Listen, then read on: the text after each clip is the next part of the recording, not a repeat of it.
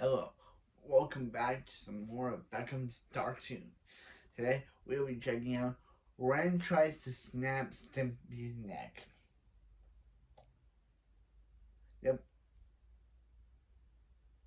have nothing to say, just Ren is trying to murder Stimpy.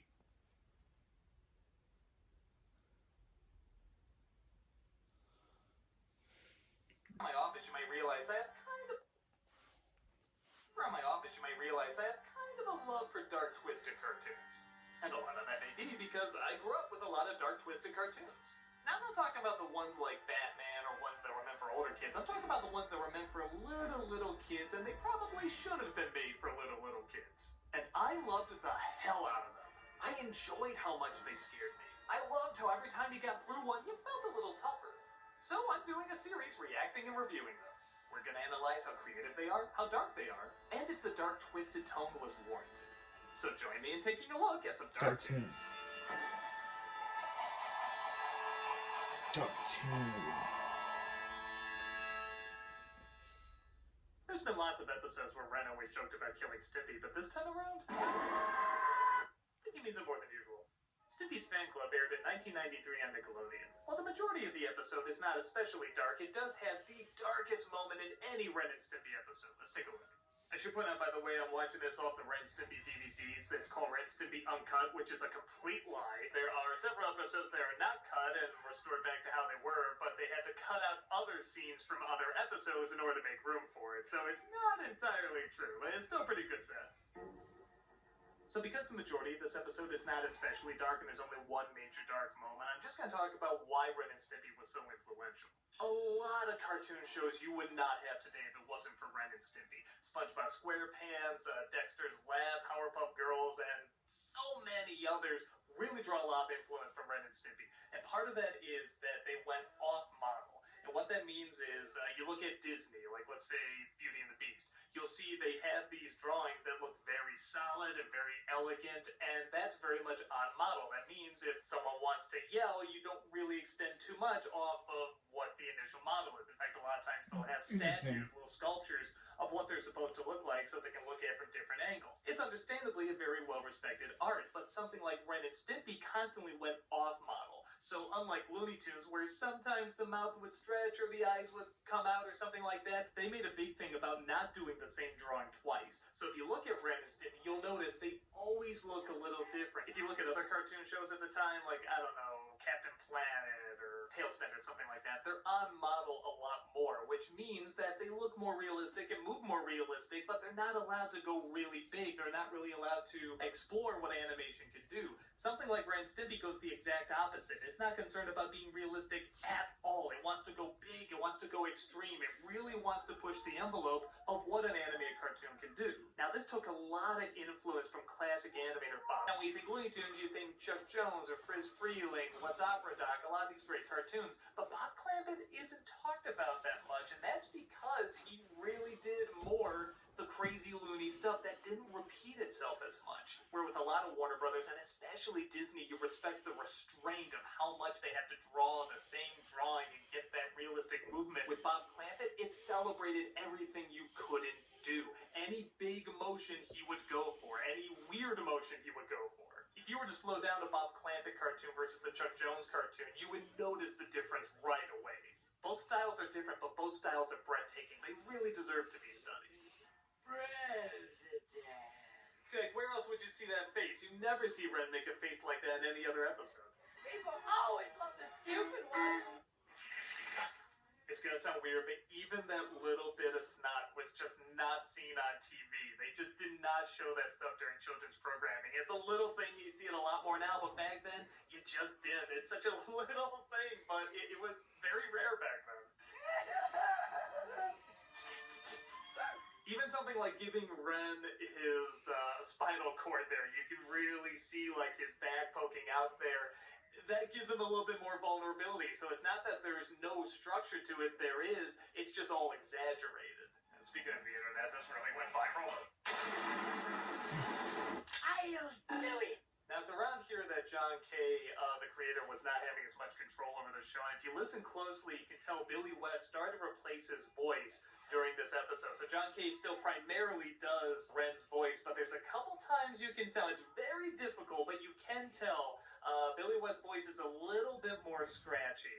I'm sure that if you watch my show enough, you will turn out just like me. Where John K.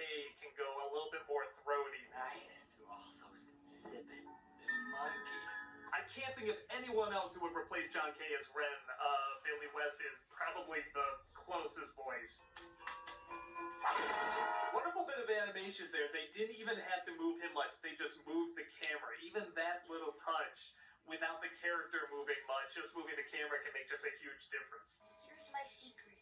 Every night, Whoa. I wet the bed. Again, something like Rugrats would have episodes He's about so afraid of like that. pee-pee and poo-poo humor and stuff like that, but with Ren and Stimpy, there was kind of this mean cynicism to it as well. Like, he's writing that he should be ashamed that he does it. You wouldn't see that in Doug or Rugrats. I have written letters to everybody at your school warning them never to sleep over with you. See, that's just relentlessly mean. I mean, just hilariously mean. Dear Stimpy, I have a boyfriend, but he is always mean to me. A fun bit of trivia, that's actually Melissa Fawn is her name, and this is one of her earliest voiceover gigs that she got. Dear Stimpy. Dear Stimpy. Alright, this is where the dark stuff begins here. We cut to commercial. Okay, this is one of my favorite reveals in any Ren Stimpy cartoon, because here's the thing, you have the lead-in from the commercial with Ren starting to shake.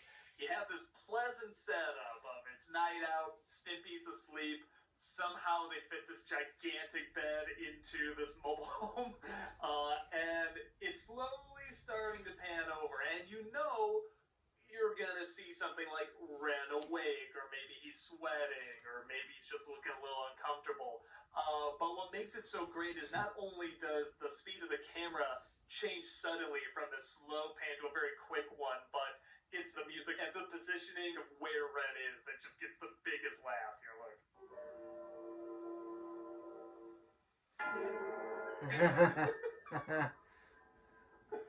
That's...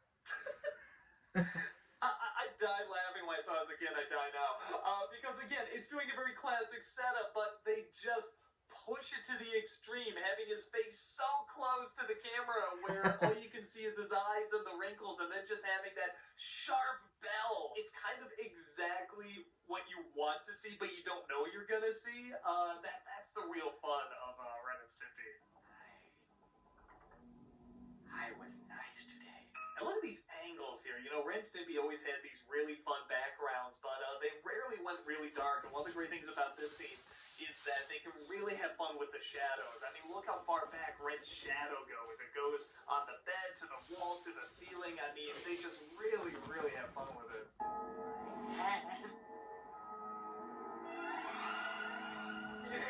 I think the reason this is so funny is because while they do create an environment where a scene like this can happen, it's not expected. If you start off this episode with them reading the fan mail and Ren's put in charge of the fan mail, you wouldn't think this would be the direction it goes. So again, I don't think this would be as funny if it took over like 2/3 of it. It will come off! Going back to Chuck Jones, he used to talk about how sometimes the background can do the talking for you. And Ren and Stimpy had great backgrounds in that they can do something great like him on the edge of the bed, but then you can just have like little dots that pop up as he's going crazy. Like, he can remain perfectly still, but the dots in the background let you know he's in a bad place. And what I like about this scene too is the more crazy he gets, the more the animation quality kind of goes down. Like, as he's losing his handle on reality is kind of being lost on it too. President of what? Because there's few to no rules, they can get so many good angles. I mean, you can get an angle like that in, say, Rescue Rangers or even Batman, because there's just no rules to it at all. It's just whatever looks good. Lying there asleep. I love those. I never knew what those are. I just call them cockroach arms, like he's becoming more like a bug. He's a fool. Blind, silly little fool. Now, this is also part of kind of a collection of rants that Ren has. You saw something similar in Space Madness, one about his conscience where he kind of goes insane. There's another one in the episode with his cousin where he just fantasizes about how he's going to kill Stimpy and his cousin. So there's kind of a couple of these, but this one is the best known because it does go the darkest, I think. I hope fate a million. Again, it gets to a point you can just take out the background, and it's hilarious. It just makes it so much darker. He's a god, but he's as mortal as we. Something the background artist would say. They would write back saying, we think you made a mistake. You said put Ren in it. We don't put the characters in it, right? And they said, no, that's what we want.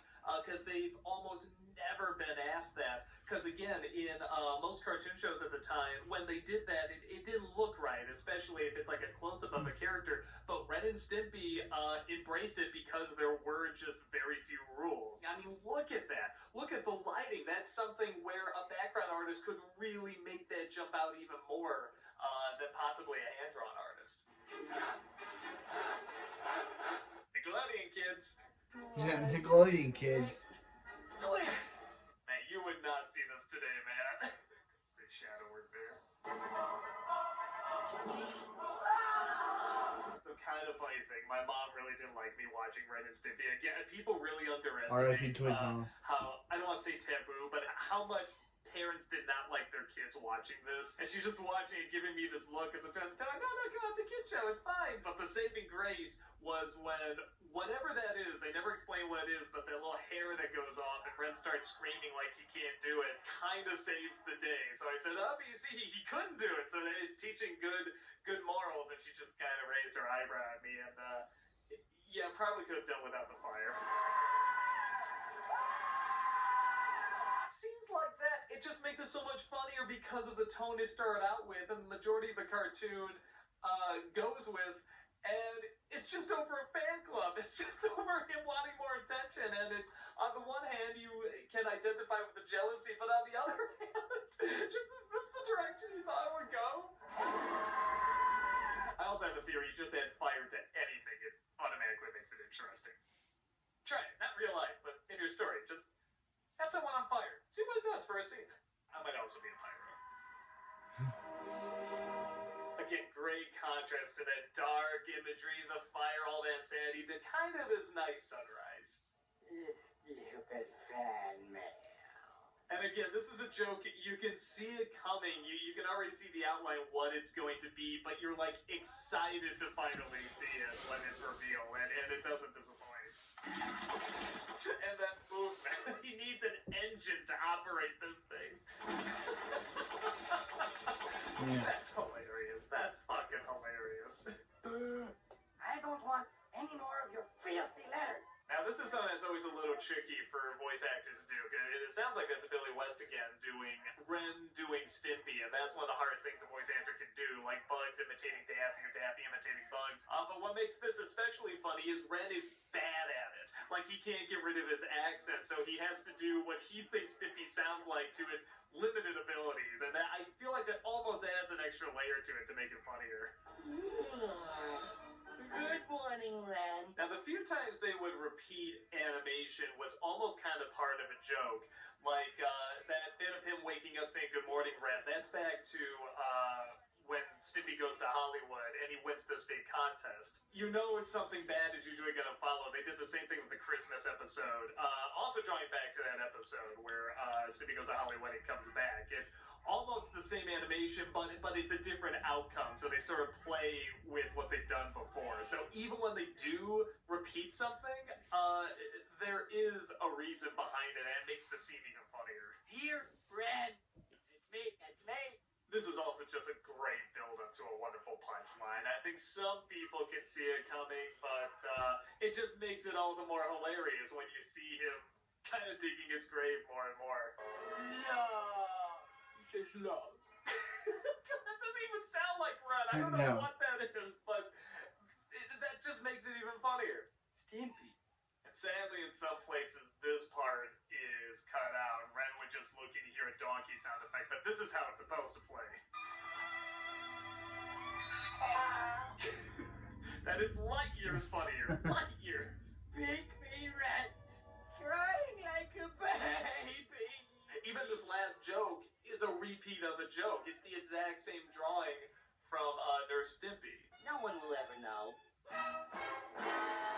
But at the same time, it feels right in this universe. It doesn't feel like a cheat. It just feels like the exact same people should be there at the exact wrong time as there was last time in Nurse Stimpy. The few times it does repeat, it seems intentional. It seems like it adds to the bizarreness of the world and kind of the cruelty of the comedy.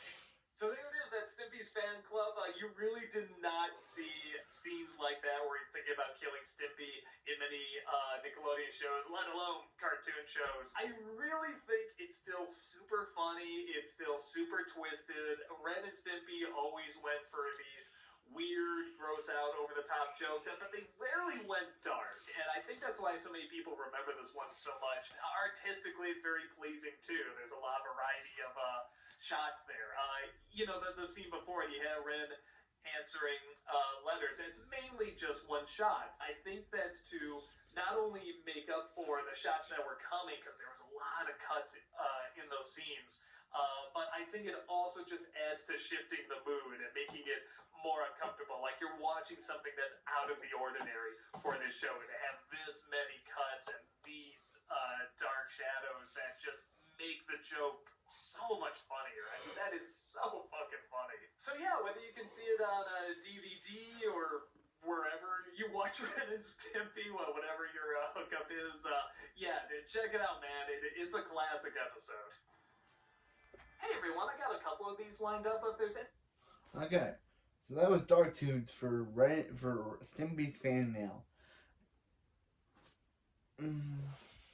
It was a very good episode. It was funny when they did the shot where they said Stimpy and then it just goes over and then bam, it just fastly goes to Ren just freaking out. Oh, that was funny. That was funny. So if you want me to do more Dark Toons, which I definitely will because I am liking this series. Yeah, I didn't think I'd like Dark Toons, but I do. Yeah. Last time we did the second video of Pluto Judgment Day, and I think it was called